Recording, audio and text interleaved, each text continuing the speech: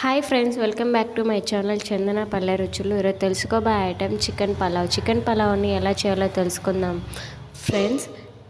ముందుగా stove on చేసుకొని ఒక ప్యాన్ పెట్టుకొని ప్యాన్లో ఆయిల్ వేసుకున్న తర్వాత బిర్యానీ మసాలా దినుసులు వేసుకొని చిన్నగా కట్ చేసుకున్న ఆనియన్ని మీడియం సైజులో కట్ చేసుకొని వేసుకొని మసాలా అంతా బాగా కలుపుకొని ఆనియన్ అంతా మగ్గేంత వరకు బాగా ఫ్రై చేసుకొని ఆనియన్ కొంచెం ఫ్రై అయ్యాక మీడియం సైజ్ పండు మాగిన టమోటాని తీసుకొని సన్నగా కట్ చేసుకొని టమోటా వేసుకోవాలి. టమోటా వేసుకున్న తర్వాత హాఫ్ అన్ అవర్ మ్యాగ్నేట్ చేసి పెట్టుకున్న చికెన్ని వేసుకోవాలండి.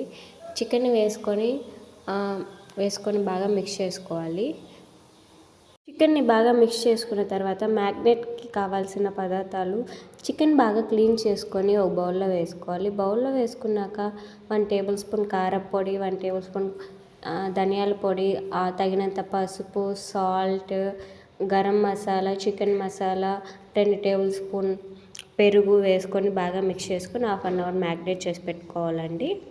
మ్యాగ్నేట్ చేసి పెట్టుకున్న చికెన్ని వేసుకొని బాగా కలుపుకున్నాం కదా, కలుపుకొని 15 to 20 మినిట్స్ బాగా ఫ్రై చేసుకోవాలి. ఫ్రై అయ్యాక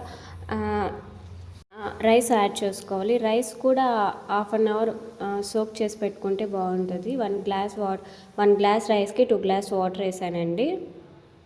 రైస్ యాడ్ చేశాక టేస్ట్ తగ్గ సాల్ట్ వేసుకొని ఒక నిమ్మరసం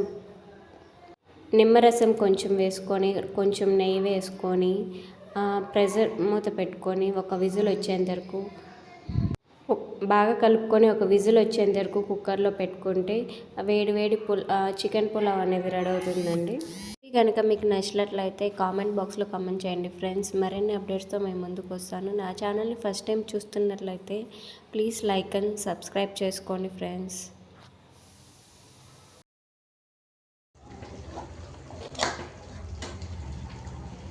ఇంకెళ్ళిపో.